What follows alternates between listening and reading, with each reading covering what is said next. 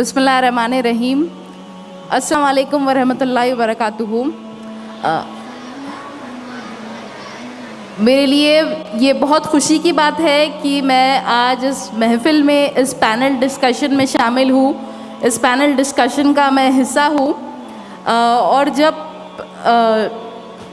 शफ़ीउद्दीन एजाज साहब ने मुझे इस पैनल डिस्कशन के लिए इनवाइट किया था तो I was like wow, I was waiting for this. मुझे इन ज़रूरी टॉपिक्स के बारे में बात करना था, ख़ास तौर से जो आजकल चल रहा है, जो फासिस्ट हुकूमत, जो फ़िरक़ा परस्त हुकूमत हम मुस्लिम औरतों को टारगेट कर रही है।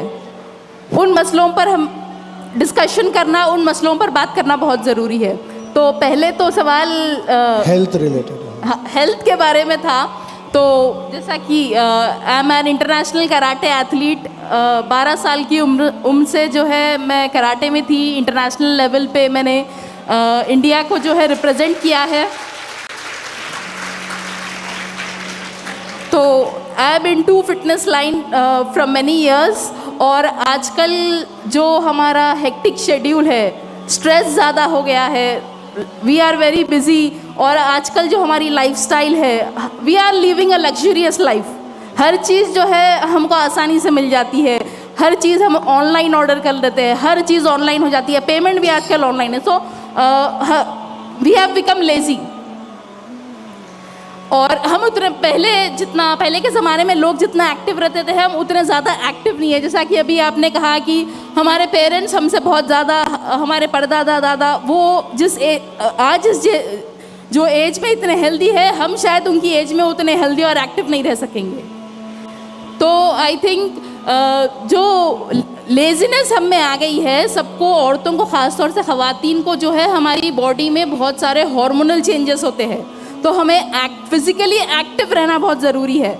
अगर आपको जिम का एक्सेस नहीं है तो आप घर पे भी जो है ना अपनी फ़िटनेस मेंटेन कर सकते हैं। इवन जिम में भी जो है आप लेडीज़ टाइमिंग्स पे जा सकते हैं। और घर पे भी जो है आप कुछ ना कुछ फ़िज़िकल एक्टिविटी में रोज़ इन्वॉल्व रहिए। कम से कम रोज़ सिर्फ 30 मिनट्स, आधा घंटा। मैडम, इंटरवेंशन के लिए माफ़ी चाहता हूँ, माएँ यहाँ पे मौजूद है। मैं बोल रहा हूँ जिम एंड एक्टिविटी से ज़्यादा घर का काम लो इन लोगों से। आप लोग घर का काम लीजिए, बर्तन धोना है, बिस्तर झटकना है, ये सारी चीज़ें आज से मम्मी स्टार्ट करने वाले हैं। All the best. बिल्कुल सही है। घर का काम भी जो है वो भी एक फ़िज़िकल एक्टिविटी होती है। साथ में साथ जो है आप घर का काम भी हो जाता है, बड़ों की मदद भी हो जाती है। तो ज़रूर आप फिज़िकल एक्टिविटी में कोई ना कोई इन्वॉल्व रहिए। इवन आपको कोई वर्कआउट भी मालूम करना है, कोई स्पेसिफिक एक्सरसाइजेज भी मालूम करना है, so there is YouTube, internet सही इस्तेमाल करिए। सोशल मीडिया का, इंटरनेट का सही चीज़ें देखिए, अच्छी चीज़ें सीखिए। और दूसरी चीज़ है डाइट। एक बैलेंस डाइट रहना बहुत ज़रूरी है। आप हर चीज़ लीजिए, healthy fats, protein, carbs, fibre, ये सारी चीज़ें आपकी डाइट में होनी चाहिए, इंक्लूड करिए। और स्कूल जाने से पहले आप लोग ब्रेकफास्ट स्किप मत करिए। That is very important.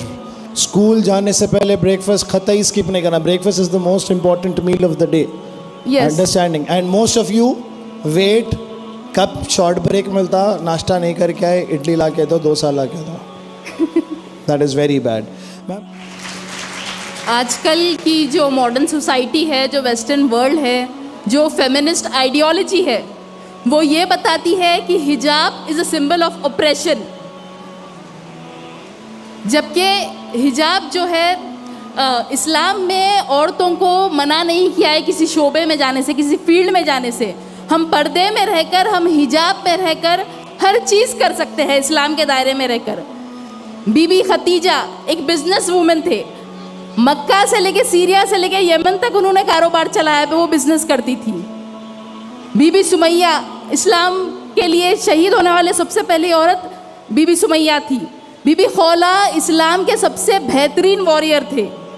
बीबी आयशा इस्लाम के सबसे बेहतरीन स्कॉलर थे।